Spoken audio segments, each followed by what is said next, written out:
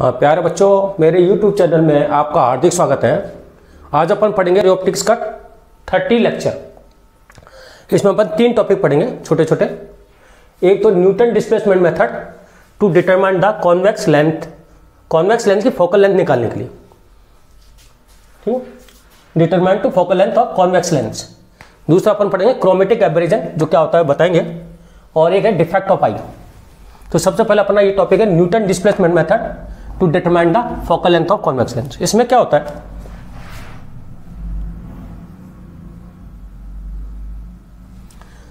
एक मैं एग्जांपल ले रहा हूं उधर से जिससे आपको कैलकुलेशन समझ में आ जाएगी। जैसे एफ आपका 20F कॉन्वेक्स लेंस, यू अगर आपका 30 है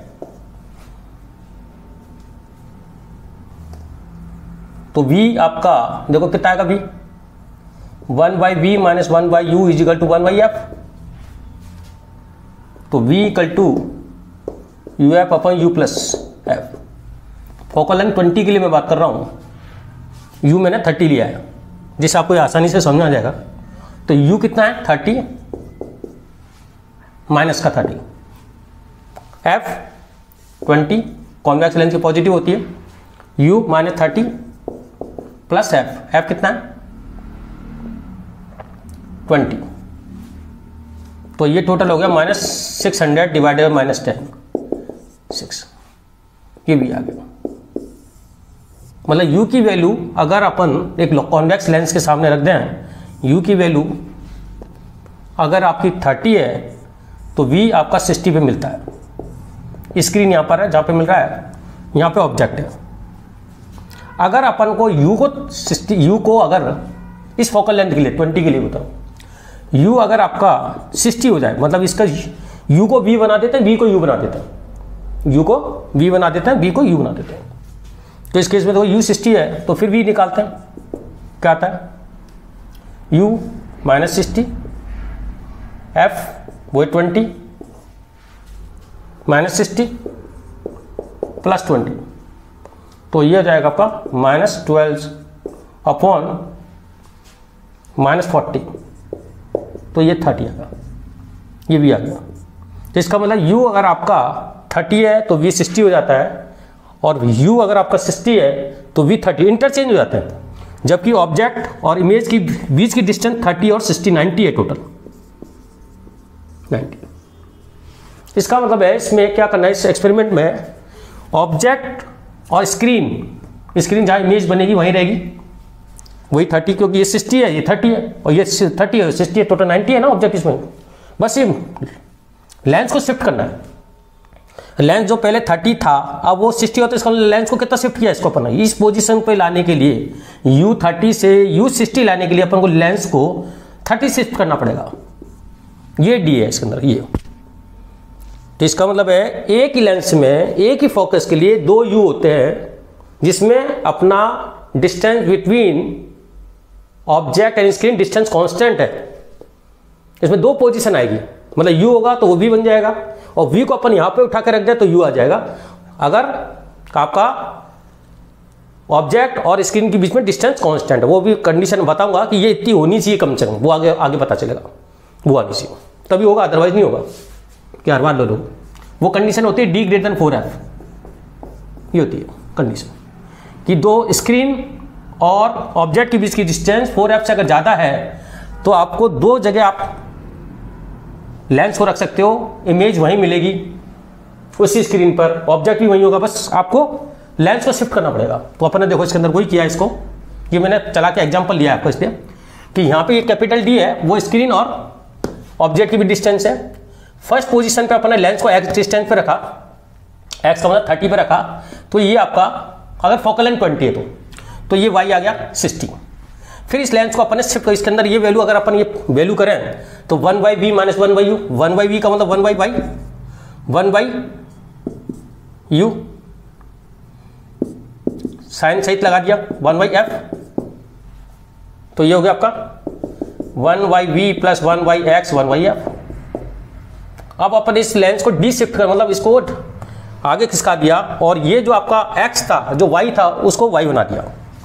जैसे 30 था वो 60 था ना, तो u को 60 कर दिया, तो ये y मैंने y है यहाँ पे y लिख दिया। तो मैंने कैलकुलेट करके बता दिया था कि अगर आपका u 60 हो जाता है तो ये 30 आ जाता है वापिस, ये 30, ये 60 और ये 60, तो ये 30, तो ये वापिस आपको x मिल जाएगा। वो d आपका वही रहेगा कांस्टेंट, वापिस d वही रहेगा।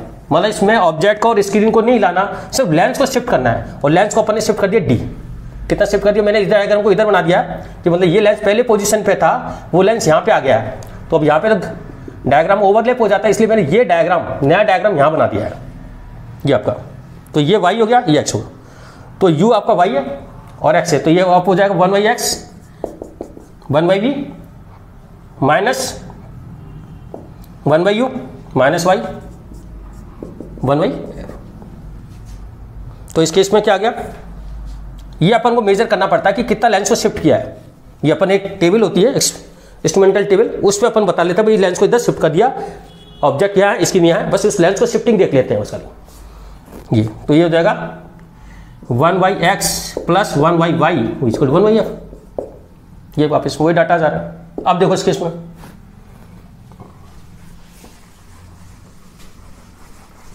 अच्छा, ये शिफ्ट अपन ने इसको सपोज डी शिफ्ट किया है, तो x प्लस वाई ये d है। अच्छा ये y है, नई पोजीशन पे y, और ये x है, तो कितना शिफ्ट किया है, इसका मतलब x में मैंने d शिफ्ट किया है, इसको कितना माना d, तो दूसरा डाटा हो गया x प्लस d, जो पहली वाली पोजीशन पे, तो वो आ गया y आ गया। समझा क्या करा, इस x में d शिफ्ट कर दिया, इतना शिफ्ट कर दिया कि जो y डिस्टेंस आ रही है ना वो y आ गई, तो x प्लस वाई, तो डाटा क्या बन गया इससे, ये तो फर्स्ट हो गया, इसको आप ऐसे भी लिख सकते हैं x minus y equal to D, x minus y. अब इससे मैं इसकी x और y का टर्म है कैपिटल D और स्मॉल d के टर्म में लेता है, ds शिफ्टिंग कि लेंस को कितना शिफ्ट किया है, तो x plus y equal to D, x minus y equal to small d, दोनों को ऐड करते हैं तो आपका x की वैल्यू आ जाएगी, दोनों को ऐड कर 2x हो जाएगा, तो आ जाएगा d प्लस d/2, और अगर लेस कर दें तो y की वैल्यू हो जाएगी d माइनस d/2। ये d क्या है, डिस्प्लेसमेंट ऑफ, यही तो मेथड है डिस्प्लेसमेंट मेथड, इसलिए तो बोला है कि ये डिस्प्लेसमेंट ऑफ लेंस है, कितना शिफ्ट किया। अब ये दोनों वैल्यू अपन इसमें रख देते हैं, चाहे इसमें रख देते हैं चाहे इसमें रख देते हैं, तो फोकल लेंथ आ जाएगी ये वो।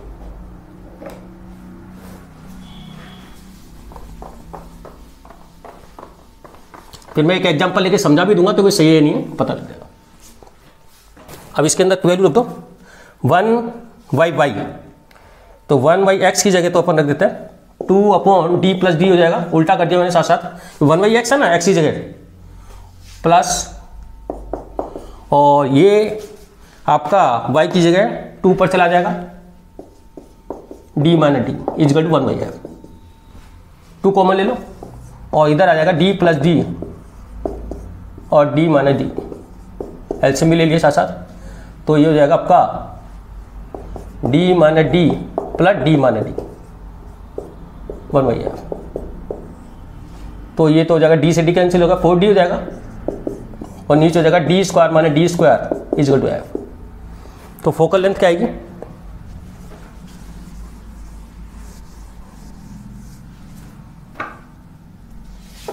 फोकल लेंथ होगी f equal to d square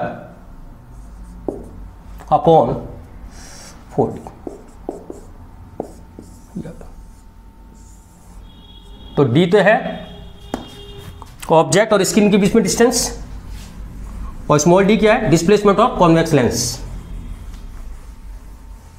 और f है कॉन्वेक्स लेंस की फोकल लेंथ। तो d है distance between object and image कह सकते हैं, या स्क्रीन, स्क्रीन भी कह सकते हैं, ये हिलते नहीं, फिक्स है d, और स्मॉल d है डिस्प्लेसमेंट ऑफ कॉन्वेक्स लेंस, ये आपका कॉन्वेक्स लेंस, और f है focal length of convex lens. तो आप ये कहोगे सर हमेशा ऐसा होगा क्या, लेकिन ये इसकी शर्त है, कंडीशन क्या है, ये तभी मिलेगा, ये जो डी है ना ये हमेशा 4f या 4f से ज़्यादा होना चाहिए। मतलब जो फोकल लेंथ है जैसे 20 है, तो 20 अगर फोकल लेंथ है तो अपन को कम से कम तब ये 2 पोजीशन मिलेगी, नहीं तो फिर एक ही पोजीशन मिलेगी आपको। फिर आपको कहोगे सर ये लेंथ तो मैंने शिफ्ट कर दिया, मिला ही नहीं। तो आपको 20 है तो 80 या 80 से ज़्यादा रखोगे तो आपको ये 2 पोजीशन मिल जाएगी। तो ये आपका आंसर है। अच्छा अभी जो सवाल लिया था उसमें चेक भी कर लें कि आंसर सही आ रहा है नहीं आ रहा। देखो अभी जो मैंने शुरू में एग्जाम्पल लिया था कि f आपका जब 20 होता है तो u जब 30 होता है तो v क्या होता है 60, और u अगर 60 हो जाता है, लेंस को सरका के u 60 कर देते हैं तो आपका v कितना आ जाता है 30। अच्छा u आपका ये है और v ये है, तो टोटल आपकी d कितनी 90, d 90 ना भाई, ऑब्जेक्ट से लेंस की दूरी 30, ये मीन्स की 60 टोटल 90 हुई ना। तो f कितना रहा, देखो इस फॉर्मूले में रखे। तो अच्छा शिफ्टिंग की 30 से 60 कर दिया, तो आपने पहले 30 था 60 कर दिया लेंस में, तो d कितना हुआ 30। तो इसमें वैल्यू रख के देख लो आपका ये 20 आपको अपना पा जाएगा। भाई अपन को तो ये डाटा दिए हैं खाली, ये नहीं है तो मैंने छुपा लिया, ये तो मैंने एक आंसर की सहायता से बताया था। बाकी तो आपको तो ये निकालना है खाली, ये रखो अपना पाएगा। आपको तो डी पता होना चाहिए, स्मॉल डी पता होना इसको खाली। तो इसके अंदर क्या आएगा देखो आप इसको करोगे तो 90 का स्क्वायर माइनस 30 का स्क्वायर डिवाइडेड बाय 4 × 90। तो 90 ये हो जाएगा 90 + 30 मतलब 120, और ये हो जाएगा आपका 60 अपॉन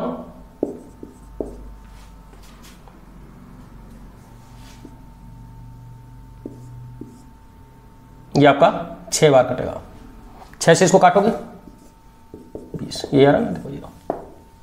तो ये आपका मेथड था, इसको आप याद रखना। फिर आप टॉपिक इसके अंदर अपना नया टॉपिक है इसके अंदर क्रोमेटिक एब्रेजन। क्रोमेटिक एब्रेजन क्या होता है पहले इसको अपन रब कर लेते हैं, इसको पॉज करके आप उतार लीजिए। ठीक है, क्रोमेटिक एब्रेजन क्या होता है कि ये आपका लेंस है और इस पे व्हाइट ऑब्जेक्ट से लाइट आ रही है, व्हाइट। ठीक है, तो आपको इधर आपको 7 इमेज नजर आएंगे इस तरह।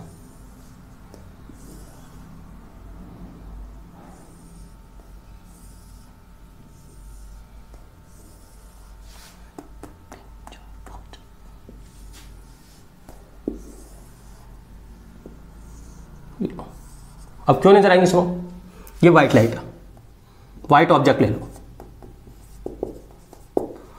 और पैरेलल लाइट आ रही है।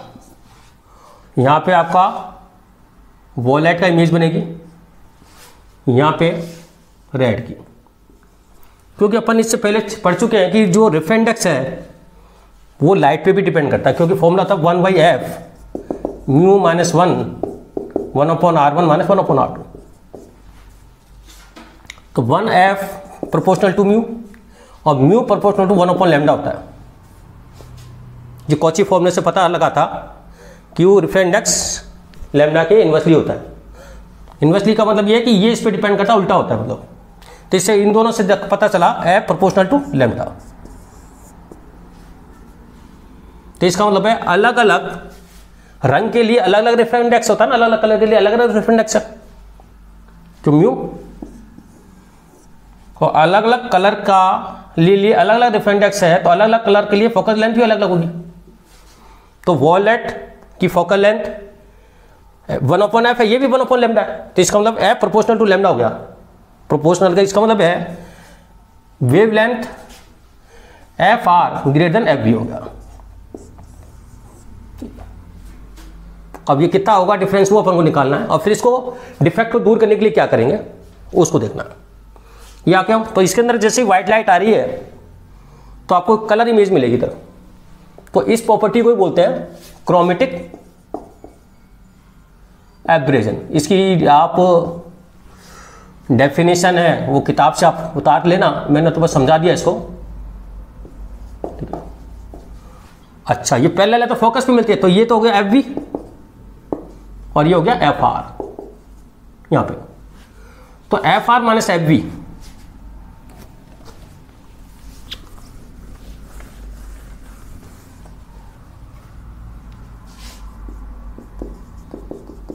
ये यहाँ तक का जो डिफरेंस फैल गया है, होता तो पास पास ही, लेकिन ये इसी को बोलते हैं क्रोमेटिक एब्रेजन। कि जैसे ही वाइट लाइट किसी लेंस पर आप पड़ती है तो दूसरी तरफ आपको एक कलर्ड इमेज बनेगी और कलर धुंधली हो जाएगी, ब्यूरल होता है ना वो कलर एब्रेजन। तो ये मैथमेटिकल इसकी वैल्यू होती है ओमेगा एफ वाई। अब ये कैसे आया वो अपन बताते हैं, पहले डिस्कस कर लेते हैं इसके अंदर कि ये आपका क्रोमेटिक एब्रेजन है वो ओमेगा इंटू एफ वाई होता है, फोकल लेंथ एफ वाई। तो थोड़ा मैथमेटिकल ले लेते हैं, फिर इसका रिमूव करने का मेथड भी बताएंगे कि रिमूव कैसे किया जाता है। जो तो अपन जानते हैं कि 1 upon F V is equal to mu B minus 1 upon R1 plus 1 upon R2। Violet के लिए फोकल लेंथ, क्योंकि अलग अलग लिए रिफरेंडेक्स अलग अलग होता है ना, अलग अलग। वॉलेट कलर के लिए रिफरेंडेक्स, तो वॉलेट के लिए F R mu R minus 1। Red colour की फोकल लेंथ, इधर से तो व्हाइट लाइट ही आ रही है, व्हाइट ऑब्जेक्ट है, इधर इमेज आपको कलर्ड है। अच्छा, R1 प्लस R2 क्यों करा? ये कॉन्वेक्स लेंस लिया, कॉनकेव है तो आप उल्टा भी लिख सकते हो, मतलब ये मैंने कॉन्वेक्स के हिसाब से कर रहा हूँ। अब अपन ये 1 upon F V minus 1 upon F R कर दें, लेस करें, तो इधर भी आप सब्ट्रैक्ट करोगे तो 1 upon R1 plus 1 upon R2 तो कॉमन आ जाएगा दोनों में से, और ये आ जाएगा mu B minus 1 mu R minus 1। तो टोटल हो गया F V minus F R mu B minus mu R 1 upon R1 plus 1 upon R2। ये आपका माइनस माइनस प्लस हो जाएगा, कैंसिल हो जाएगा, ये म्यू माइनस आर। अब इसको थोड़ा सा अपन और मल्टीप्लाई कर लेते हैं, इधर लिख देते हैं। तो 1 by F R minus F V F R LCM ले लिया, और इधर अपन क्या करते हैं mu y B minus 1 mu R mu y के लिए, जिसको मीन कलर कहते हैं, उसका रिफरेंडेक्स से ऊपर नीचे मल्टीप्लाई कर दिया 1 अपॉन, क्या किया म्यू वाई माइनस 1 का डिवाइड और म्यू वाई का मल्टीप्लाई और इसको।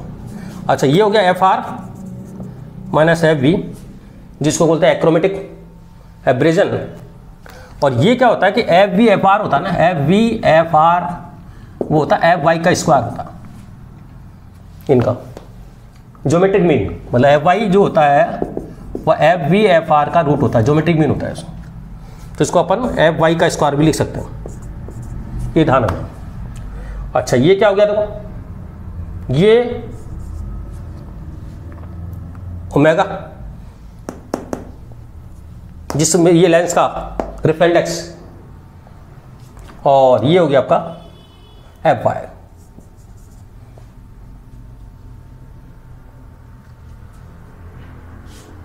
अपॉन एफ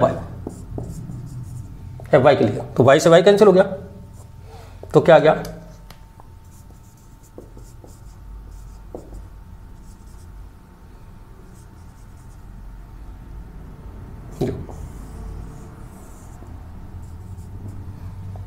और ये क्या डिस्पर्जिंग पावर ऑफ लेंस जिस मेटेरियल से बना हुआ है, डिस्पर्जिंग पावर, ये अपन पहले पढ़ चुके हैं मीन कलर के लिए, डिस्पर्जिंग पावर ऑफ लेंस, ये प्रूफ होगा। अब इसको देखो कि अपन ये चाहते हैं कि व्हाइट लाइट है और अपन को एक ही जगह स्पॉट मिले, एक जगह स्पॉट मिले, तो उसको दूर करने की, रिमूव करने की मेथड को कहते हैं achromatism.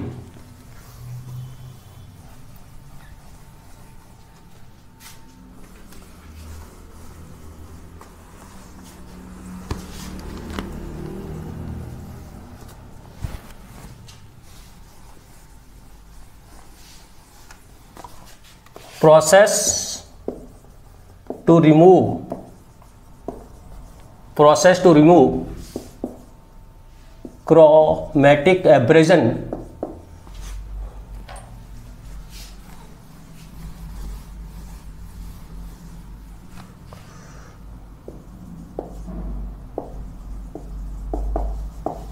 Called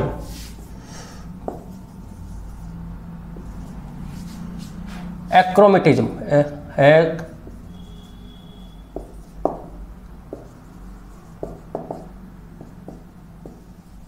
achromatism achromatism achromatism कि अपन व्हाइट लाइट डालें तो अपन को एक ही जगह इमेज मिले। तो थोड़ा सा मैं एक चीज बोल रहा हूं कि अगर अपन ये आपका कॉन्वेक्स लेंस है तो अपन को इस तरह की मिलती है, जो वॉलेट इधर है और रेड इधर है।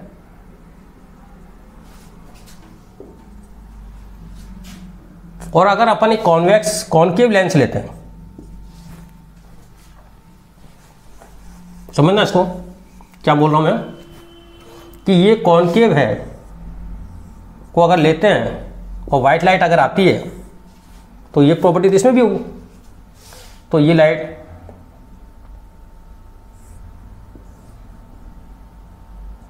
तो ये तो वॉयलेट आ जाएगा तक, और इधर आपका रेड आ जाएगा।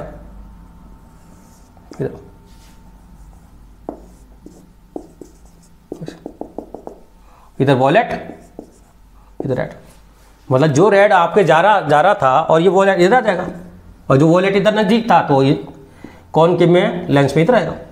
अगर मैं दोनों को जोड़ दूं, कंबाइन कर दूं, तो ये तो इसको इधर ले जाने की कोशिश करेगा, वो इधर ले जाने की कोशिश करेगा, तो वॉलेट अपनी जगह आ जाएगा। ऐसे रेड रेड खत्म हो जाएंगे, वॉलेट खत्म हो जाएंगे। तो इसके लिए अपन को किस तरह जोड़ना है वो देखो, कंडीशन फॉर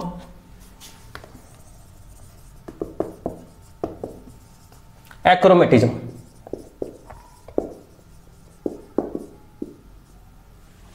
एक्रोमेटिज्म वो होता है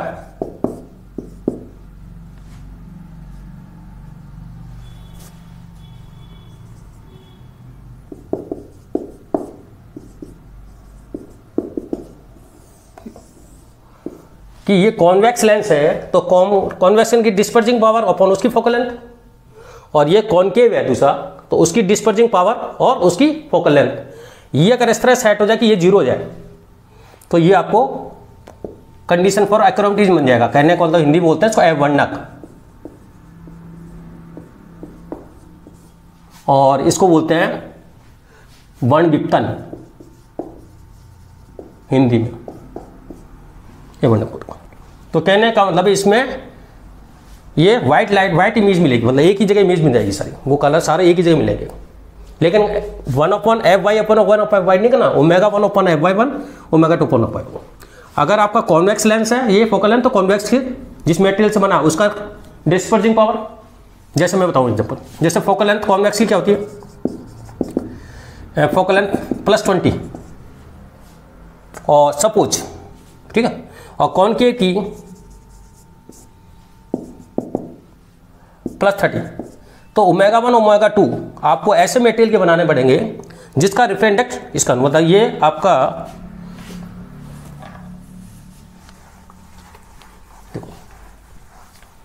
तो 2/20 3/-30 ऐसे, मतलब इस रेशो में चलेगा आपको फोकल लेंथ Ω1/Ω2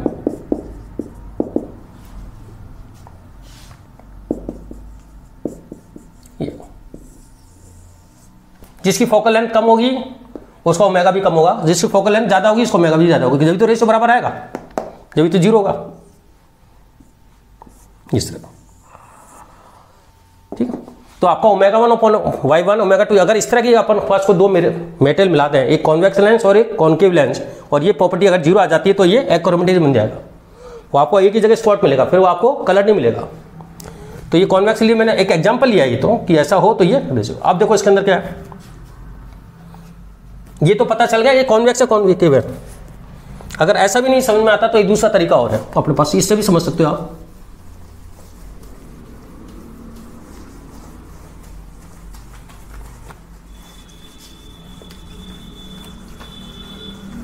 ऐसे भी समझ सकते हो इसको, ये देखो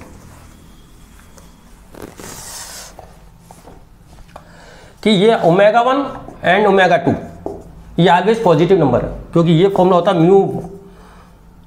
μV - μR upon mu Y minus 1, ऐसे इसका भी होता है। तो ये तो ऑलवेज पॉजिटिव है, ये नेगेटिव होते ही नहीं है। अब इसको जीरो कैसे करोगे आप?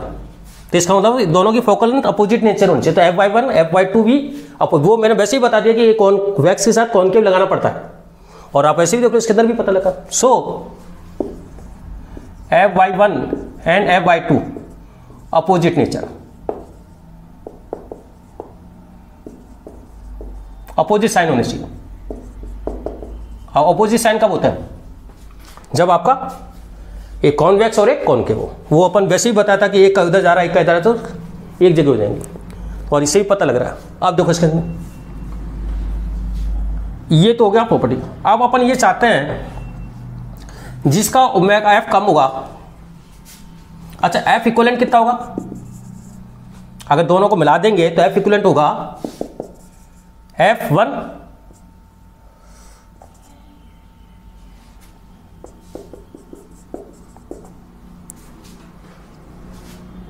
या इक्विवेलेंट।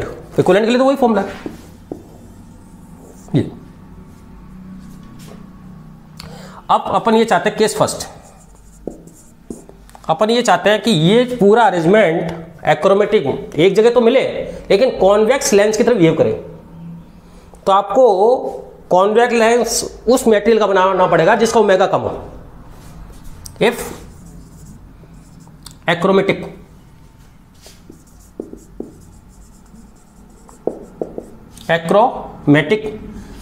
बिहेव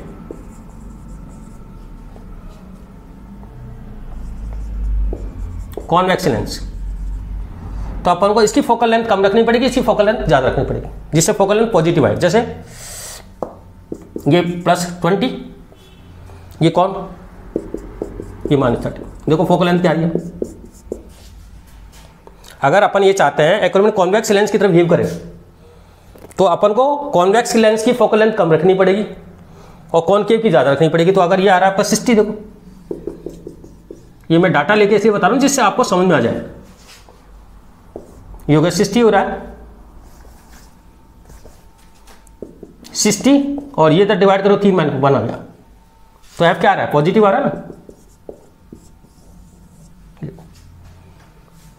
तो जिस तरह का नेचर करना है उसकी फोकल लेंथ कम रखो आप, और तो आपको कॉन्वेक्स लेंस की फोकल लेंथ कम रखनी पड़ेगी। तो इसके मतलब एफ कॉन्वेक्स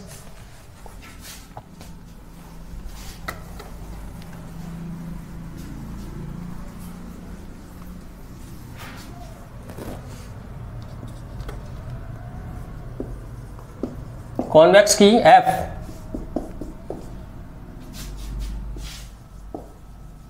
कॉनकेव ये रखने। अगर अपना ये केस फर्स्ट, तो ये आपका कॉन्वेक्स की तरफ बिहेव करेगा।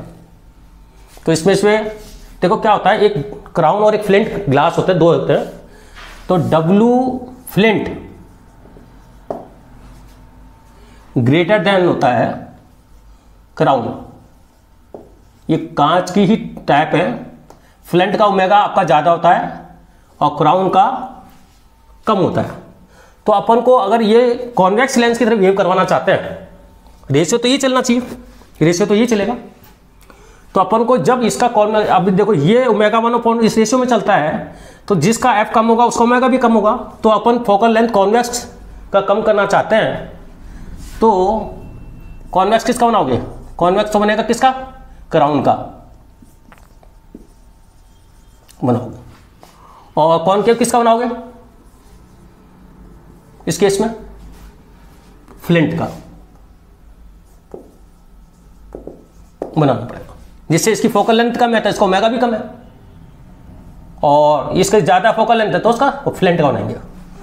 तो कमेंट जब अपन इसमें जब रेज डालेंगे तो फिर वो इस तरह दिखेगा। अगर ये प्रॉपर्टी इसके अंदर है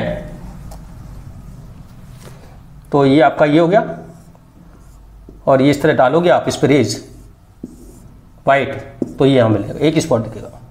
और ओवरऑल किस तरह बिहेव कर रहा है? कॉन्वेक्स लेंस की तरह।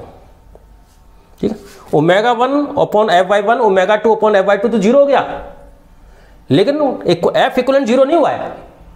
एफ इक्विवेलेंट तो इससे निकलेगा ना। ठीक, ऐसे केस सेकंड अपन चाहते हैं एक्रोमेटिक बिहेव कॉनकेव लेंस, तो उल्टा कर देंगे इसको, एक्रोमेटिक बिहेव कॉनकेव लेंस की लेंस की तरह बाहर करें, तो उल्टा करना पड़ेगा। जैसे इसमें अपन को कॉनकेव की फोकल लेंथ कम रखनी पड़ेगी, 20 ले ली, और कॉन्वेक्स की ज़्यादा लेनी पड़ेगी, 30। जैसे आपके देखो 1/1/30 -20, जिसकी नेचर बनानी है उसकी फोकल लेंथ कम रखो। मैंने एग्जांपल बताया तो अब देखो सी एफ निकालो, तो ये 30 आ जाएगा 60, ये हो जाएगा 2 - 3 1/f, तो एफ कितना आ गया -60। फोकल लेंथ कैसे आ रही है, नेगेटिव आ रही है ना, ये तो क्योंकि जिसकी फोकल लेंथ अपने कम होती है उसकी उस तरह का नेचर बन जाता है फिर। तो अपन को क्या करना पड़ेगा, अपन को कॉनकेव की बनाना है, तो कॉनकेव तो बनाएंगे क्राउन का, और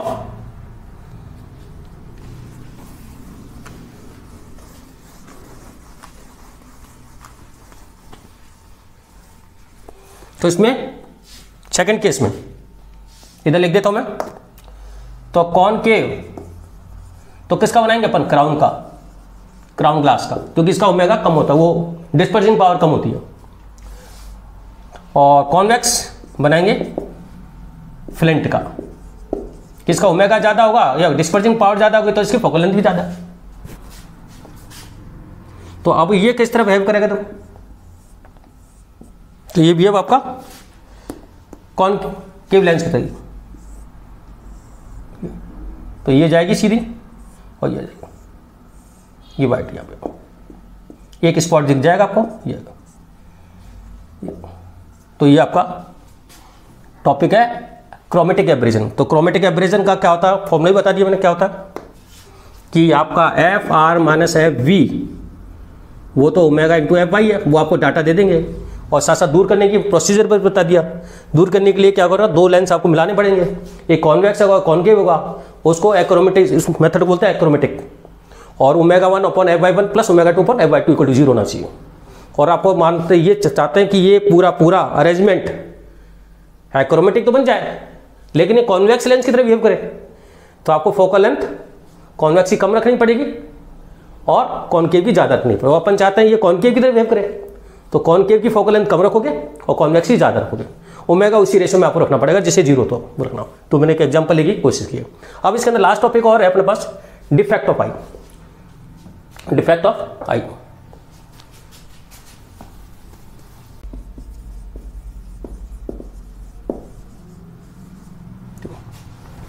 वैसे तो डिफेक्ट तो बहुत होते हैं, लेकिन अपने जो कोर्स में ज़्यादातर है वो दो हैं। एक तो मायोपिया, एक है हाइपरमेट्रोपिया, जिसको बोलते हैं शॉर्ट साइटेड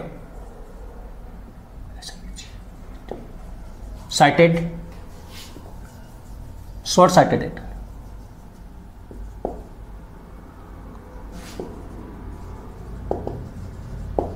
यस, और इसको बोलते हैं लॉन्ग साइटेड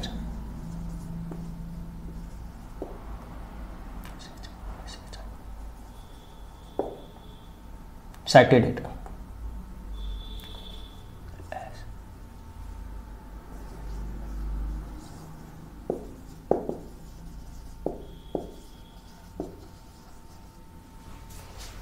शॉर्ट साइटेड और लॉन्ग साइटेड।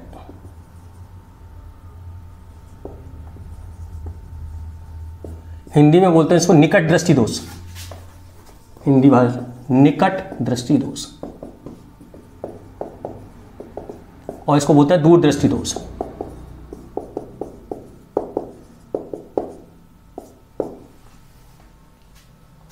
और तीसरा होता है प्रेस, वो इन दोनों का कंबाइंड होता है, वो अपन बाद में बता देंगे। देखो क्या होता है, आंख का एक मिनिमम साइटिंग डिस्टेंस होती है, ये अपनी आंख है,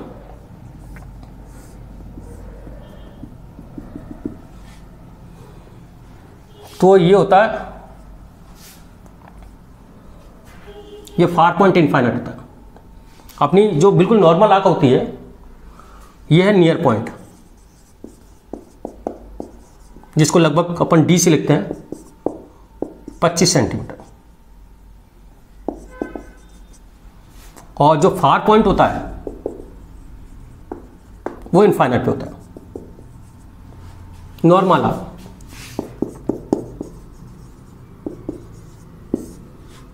नॉर्मल आर का नियर पॉइंट 25 से नॉर्मल लगभग कोई सकता 30-25। जैसे अपन किताब को पढ़ते हैं, जैसे पेन है, इसको अपन पढ़ रहे देख रहे तो एक स्थिति एक बार धुंधला हो जाएगा, बरेल होने लग जाता है, यहाँ तक अपन को दिखता सही, उसके बाद नहीं दिखता। मतलब इससे लेकर नॉर्मल आंख, जिसकी आंख बिल्कुल सही है, तो 25 किताब को यूँ रखते हैं, ये थोड़ी रखते हैं हम लोग। तो 25 से लेकर इनफाइनाइट, क्योंकि अपन मून को भी देखते हैं, स्टार को भी देखते हैं। तो अपने जो नॉर्मल आंख है उसका फार पॉइंट होता है इनफाइनाइट और नियर पॉइंट होता है 25 सेंटीमीटर। लेकिन क्या जब डिफेक्ट आ जाता है तो अपन को पता था चलता, दूर की चीज़ें नहीं दिखाई देती, कभी दिखता अपन को किताब को थोड़ा दूर ले जाना पड़ता है, पास की नहीं दिखाई देती, तो फिर अपने डिफेक्ट आने जाते हैं। ठीक, इस केस में क्या होता है, जब ये होगा, ये आपकी आंख है, इसको समझो, ये आपका रेटिना है। रेटिना होता है स्क्रीन। तो जब अपनी नॉर्मल आंख होती है तो इसकी भी अपनी इमेज अपने रेटिना पे सही बनती है। ये एडजस्टेबल होता है, ये अपना जो मिरर, ये अपना आंख का जो लेंस है एडजस्टेबल होता है, R1 R2 सेट हो जाता है। और अगर इनफाइनाइट से आ रही है इनफैक्ट तो भी ये को रेटिना पे सेट करता है।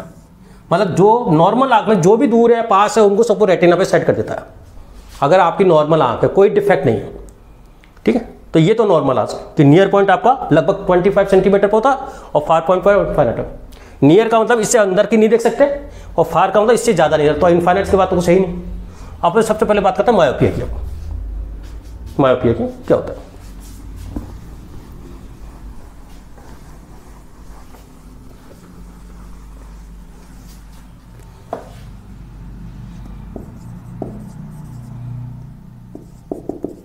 जिसको बोलते हैं निकट दृष्टि दोष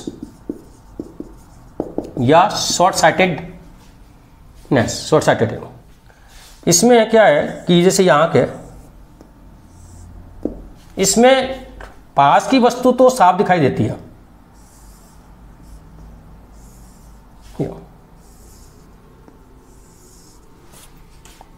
पास, लेकिन दूर की वस्तु जो आएगी, जैसे ये दूर है कोई भी,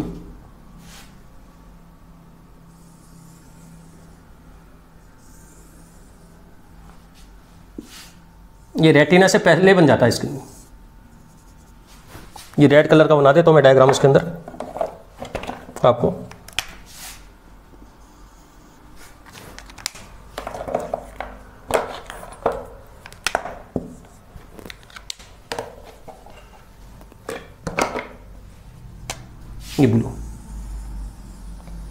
ये ब्लू वाली लाइन है, दूर है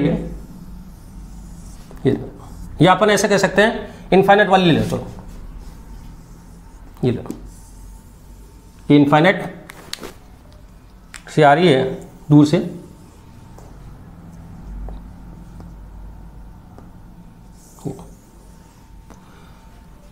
तो इस केस में निकट, इसमें मायोपिया में पास की वस्तु तो दिखाई जाती है, ठीक, लेकिन दूर की वस्तु का रेटिना से पहले बन जाता है ये।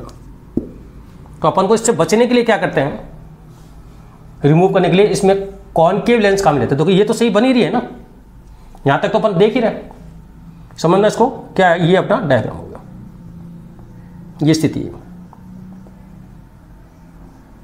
पहले बन जाता है रेटिना का, पास का तो अंदर, यहाँ तक तो अपन देख रहे हैं।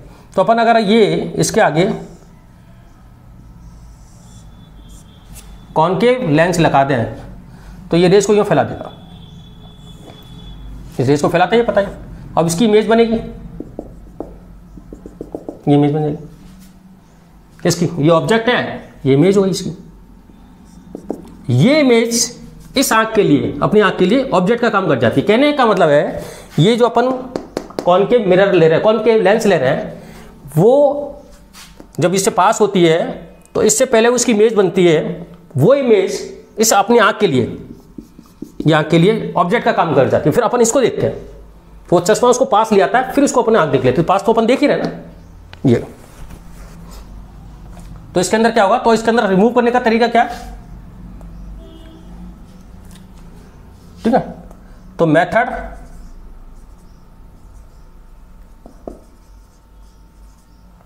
To remove defect of myopia, use concave lens.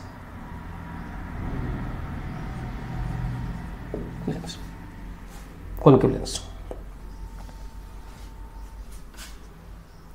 Suitable focal length. अब देखते हैं क्या होता है सुटेबल फोकल लेंथ, जो भी अपन को क्या होगा। देखो इसके अंदर क्या है, जब अपन चश्मा नहीं लगा रहे थे तो अपना जो फार पॉइंट था ना, फार पॉइंट का मतलब होता है जिसके बाद अपन नहीं देख पा रहे थे, वही तो पता है ना, इसमें दूर की वस्तु नहीं देख सकते अपन, डिस्टेंस विजन नहीं होता, डिस्टेंस। तो वही दूर की नहीं देख, तो कहीं तक तो देखोगे। तो सपोज ये अपन यहां तक देख रहे हैं, ये फार पॉइंट है इसका, नियर पॉइंट ये, नियर तो 25 है, वही नियर तो आपके आके सही है, लेकिन फार पॉइंट इससे, फार पॉइंट का मतलब पहले इनफाइनाइट देख रहे थे, इससे ज्यादा नहीं देख पा रहे थे। तो फार पॉइंट आपका जो इनफाइनाइट था वो यहां पे आ गया, मतलब इससे इसके अंदर नियर पॉइंट और फार पॉइंट के बीच में अपन सारी वस्तुओं को देखते हैं, फार पॉइंट को। तो अपन को चश्मा ऐसा लेना पड़ेगा, ऐसा लेना पड़ेगा जो इनफाइनाइट वाली बॉडी को उसकी इमेज यहां सेट कर दे, ये इसको दूर कर देगा और यहां सेट कर दे, फार पॉइंट पे सेट कर दे। और फाइनल इसका ना इनफाइनाइट बॉडी जो ऑब्जेक्ट है इनफाइनाइट पर, उसको अगर फार पॉइंट पे सेट कर देगा तो ये फार पॉइंट पे जब सेट हो जाएगा तो ये अपने आंख के लिए ऑब्जेक्ट बन जाएगा, फिर अपन देख लेंगे इसको। वो फार पॉइंट अपन को पता हो तो वो आंख देखता, तो इसको अपन बता देंगे कि फार पॉइंट इतना है, यहाँ तक देख सकते हैं, तो इनफाइनाइट वाली बॉडी को उस जगह सेट कर देंगे और जैसे सेट देखेंगे तो अपन देख सकते हैं। तो अपन इस पर क्वेश्चन लेते हैं कि अपन वो दे देगा आपको, डॉक्टर चेक करता है फार पॉइंट, अपन वो बता देता है, उस पर नंबर दे देता है, फिर वो अपन चश्मा बना लेते हैं, ये बताते हैं, देखते हैं ना उसको। तो वो देखो सपोज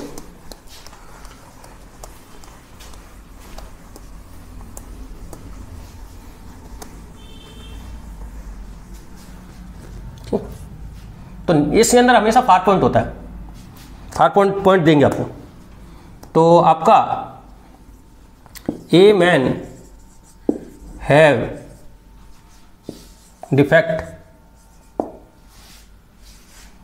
ऑफ मायोपिया, मायोपिया कुछ है ना, ठीक है। A man have defect of myopia, have far point 2 metre, है फार पॉइंट 2 मीटर। मतलब ये है कि 2 मीटर की बाद की वस्तु को अपन नहीं देख पाएंगे, ऑब्जेक्ट जो भी 2 मीटर से जो भी ऑब्जेक्ट होगा उसको अपन नहीं देख सकते। तो अपन को क्या करना है, तो इनफाइनाइट वाले बॉडी को अपन 2 मीटर पे सेट करेंगे। तो 1/v 1/u is equal to 1/f, तो 1/v। अच्छा देखो ये आपका विथ साइन लगाएंगे अपन सारा, यूँ, तो ये तो हो गया माइनस इनफाइनाइट, इनफाइनाइट और इनफाइनाइट को कहाँ सेट करना अपन को, ये भी u भी नेगेटिव है और v भी नेगेटिव है, ये -2 इज इक्वल टू 1/f। तो ये हो गया f is equal to -2 metre.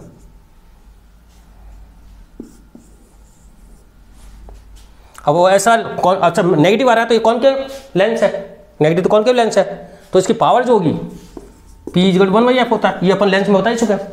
तो -2 इज इक्वल टू -2, तो P is equal to -0.5 dioptre, D लिखते हैं इसको डायप्टर से, डायप्टर। तो आपको इस चश्मे के लिए 0.5 डायप्टर का लेना पड़ेगा। अब ये सवाल ये आ रहा है कि सर आपने इनफाइनाइट वाली बॉडी को तो इस पे सेट कर दिया फार पॉइंट पर, और ये आपका 2 मीटर है फार पॉइंट। अगर सपोज जो हार्ड बॉडी को ये थोड़ी कहेंगे कि हार्ड बॉडी इनफाइनाइट पे ही होगी, हो सकता है वो 10 मीटर दूरी पर है, तो उसके लिए अलग चश्मा बनाएंगे क्या? भाई आपने इनफाइनाइट वाली बॉडी को तो 2 मीटर पे सेट कर दिया क्योंकि आपका फार पॉइंट है। आप 2 मीटर के अंदर अंदर की सारी चीज़ देख पा रहे थे बिना चश्मे के, बिना गॉगल के।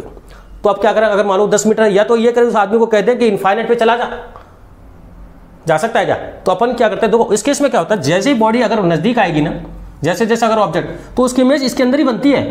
ये देखना आप केसेस में कि अगर इनफाइनाइट से यहाँ तक आता है तो इमेज इसके बीच में बनती है। तो इनफाइनाइट वाली बॉडी को तो 2 मीटर पर सेट करेगा, उसको अंदर आएगा तो 2 मीटर के अंदर सेट करेगा, और 2 मीटर के अंदर सेट करेगा तो ऑब्जेक्ट जो ऑब्जर्वर है वो 2 मीटर के अंदर अंदर तो देख ही रहा था बिना चश्मे के, तो उसको अंदर 2 मीटर में सेट करेगा तो सबको देख लेगा।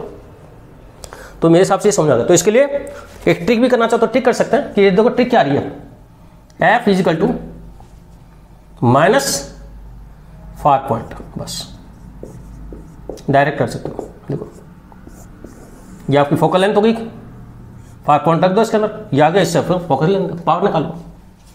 तो ये था मायोपिया। अब आता है हाइपरमेट्रोपिया। हाइपरमेट्रोपिया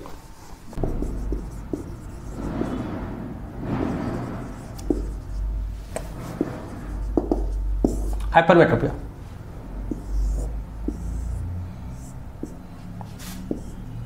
इसमें क्या होता है, इसका जो नियर पॉइंट आता है ना, ये तो सही देखता है इनफाइनाइट, फार पॉइंट तो इनफाइनाइट है, नियर पॉइंट आपका मतलब दूर की वस्तु को तो, दूर की डिस्टेंस को तो सही देख लेता है, पास ही नहीं देख पाता। ये नियर पॉइंट हो गया, ये इनफाइनाइट हो गया, ये 1 मीटर हो गया, 1 मीटर, और ये इनफाइनाइट है। फार पॉइंट तो इनफाइनाइट है, पास की वस्तु को नहीं देख सकता, पास के मतलब नियर पॉइंट को इसने शिफ्ट कर दिया। तो अपन जो 25 से लेकर इनफाइनाइट देख रहे थे ना, बजाय 1 से इनफाइनाइट देख रहे हैं।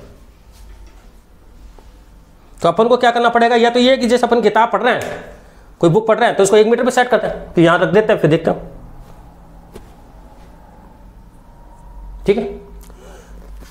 तो ये, तो अपन इसके अंदर क्या करेंगे, अब इसके अंदर क्या होता है कि जो दूर से आती है ऑब्जेक्ट, इनफाइनाइट से दूर से, उसको तो रेटिना पे सेट करता ही है,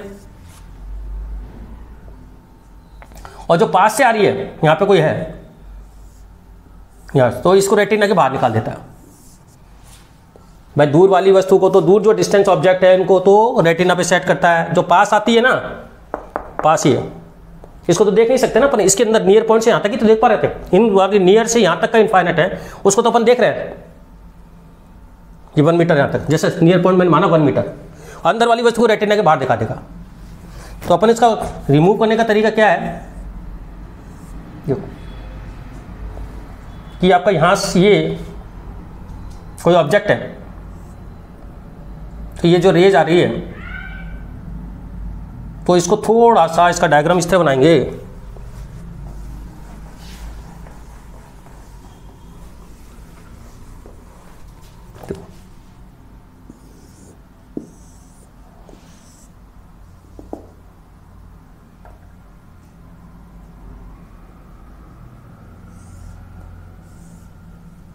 ये पास है, इसको अपन देख नहीं पा रहे थे, लेकिन जैसे ही इसमें अपन ने कॉन्वेक्स लेंस लगाया,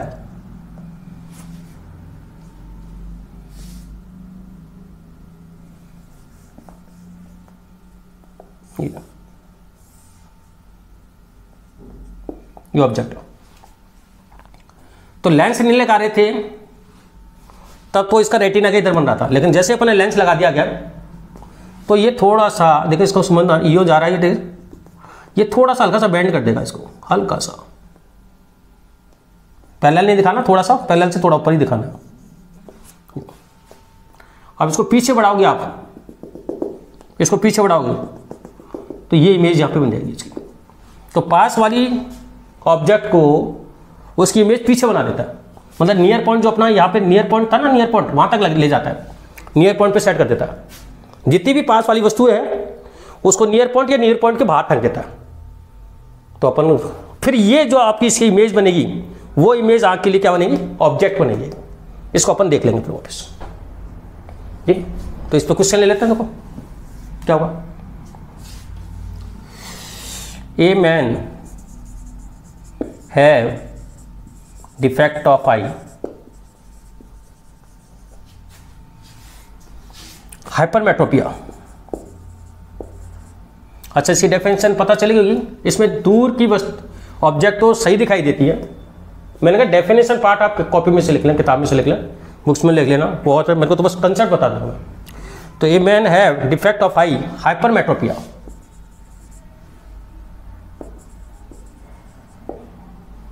एंड नियर पॉइंट, इसमें हमेशा नियर पॉइंट दिया जाएगा।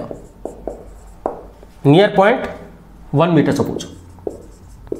नियर पॉइंट का मतलब 1 मीटर के अंदर की चीज नहीं देख सकते अपन। नियर पॉइंट बताया ना, नियर पॉइंट और फार पॉइंट का मतलब, नियर का मतलब इससे अंदर नहीं देख सकते, फार उससे नियर और फार के बीच में सारी चीज देख सकते हैं। और फार पॉइंट वो इनफाइनाइट है, 1 मीटर के अंदर वस्तु नहीं देख सकते अपन, किताब नहीं पढ़ सकते। तो अपन को क्या करना पड़ेगा, देखो, तो अपन को क्या, अपनी जो आंख की नियर पॉइंट है वो एक्चुअल नॉर्मल वो 25 सेंटीमीटर से लेकर इनफाइनाइट, तो अपन 25 से वाली वस्तु को अंदर उसको अपन किस पे सेट करते हैं, 1 मीटर पे। और 25 से जो बाद की होगी 30, 25 के बाद 30, उसको 1 मीटर के बाद सेट कर देगा अपना भी। तो 1/v 1/u equal to 1/f। तो 1/v निकालना है, इसको मैं सेंटीमीटर में लिख रहा हूं।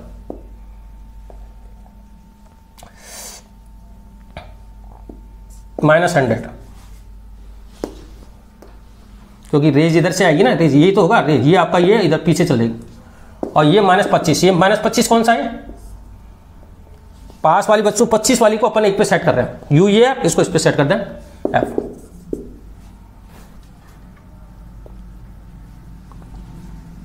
ये कई बार इसको डी भी लिख देते हैं, तो मैं डी लिख देता हूं चाहे तो, इन सेंटीमीटर, ठीक है, नॉर्मल आई का डी। तो 1/25 -1/100 1/f। तो 100 इसका एलसीएम आ रहा है, 4 - 1 100 1/f। अच्छा, ये सेंटीमीटर में लिखा मैंने, तो ये सेंटीमीटर मैंने इसलिए सेंटीमीटर में। तो f equal to 100/3 centimetre. Positive आ रहा है, नेगेटिव आ रहा है, पॉजिटिव आ रहा है, तो वो तो अपन वैसे ही बताते हैं, इसके अंदर यूज कॉन्वेक्स लेंस लेते हैं, इसका रिमेडी बचने। तो अब पावर कितनी हुई, अच्छा ये जब मैंने सेंटीमीटर में लिया है तो फोकल लेंथ का फॉर्मूला 100/100 होगा, 3 डायप्टर ठीक है। तो आपको हमेशा हाइपरमेट्रोपिया में नियर पॉइंट दिया जाएगा, तो आपको 25 वाली सेंटीमीटर को नियर पॉइंट पे सेट कर दो। अच्छा, 25 से जो 30 सेंटीमीटर है तो वो 1 मीटर के बाद सेट करेगा उसको। तो अपन 25 से लेकर 1 मीटर से इनफाइनाइट तक तो अपन वैसे ही देख रहे हैं विदाउट लेंस, बस एक अंदर वाली वस्तु को अपन को 1 मीटर के बाहर फेंकना है। तो ये आपका, तो यूज क्या, इसका रिमेडी क्या है, इसका ऊपर है convex lens, use convex lens, इसमें उसमें कौन किया, इनमें कॉन्वेक्स, ठीक। एक होता है प्रेस मायोपिया,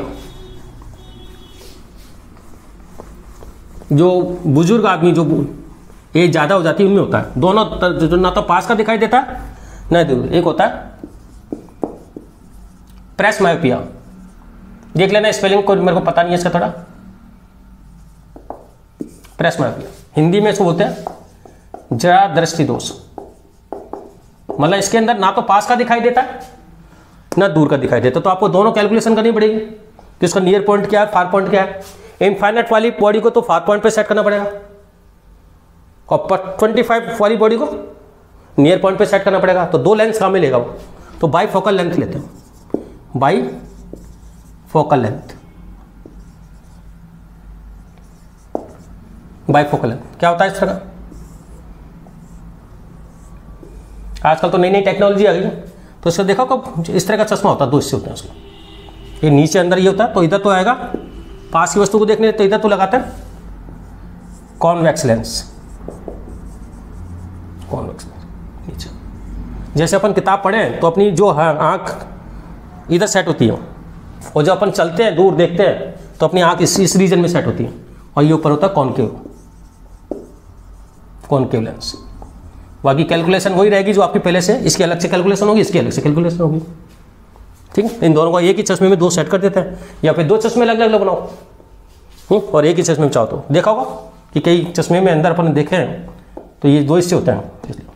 तो ये आपका टॉपिक था डिफेक्ट ऑफ आई। तो मेरा देखो मेरा जो है, मैं सिर्फ कंसेप्ट दे सकता हूँ। थ्योरी का पोर्शन तो मैं शुरू से बोल रहा कि थ्योरी का पोर्शन मेरा भी क्या है, मेरे को इंग्लिश नहीं आती इतनी ज़्यादा, मैं हिंदी भाषी हूँ, लेकिन टेक्निकल टर्म मेरे इंग्लिश बोल रहेंगे सारे। इसलिए मेरे को ये चीज़ तो आपको कॉपरेट करनी पड़ेगी कि डेफिनेशन वगैरह है या थोड़ी स्पेलिंग मिस्टेक है वो तो मेरी रहेगी, क्योंकि मैंने अब तक हिंदी में ही पढ़ा है हिंदी। अब मैं इंग्लिश में बताने लगा हूँ बाई लैंग्वेज बस, सॉरी। तो थैंक यू।